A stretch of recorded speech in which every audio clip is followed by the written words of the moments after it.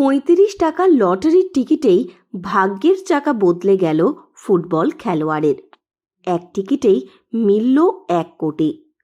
আনন্দে আত্মহারা ওই যুবক পুরুলিয়ার তেলকলপাড়ার মাহাতোপাড়ার বাসিন্দা শিবাস মাহাতো। বয়স ২৭ বছর। মা, বাবা, দাদা, বৌদি, স্ত্রী ও ৮ মাসের কন্যা সন্তান নিয়ে তাঁর সংসার। একসময় বেসরকারি সংস্থায় কর্মরত ছিলেন তিনি।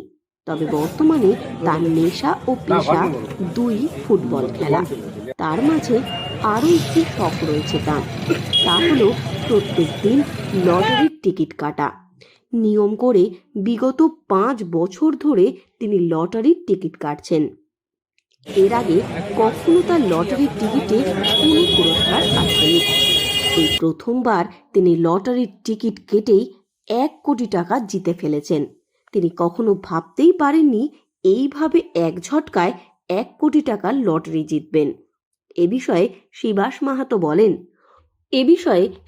মাহাতো বলেন ৩৫ টাকা দিয়ে তিনি লটারির টিকিট কেটেছিলেন।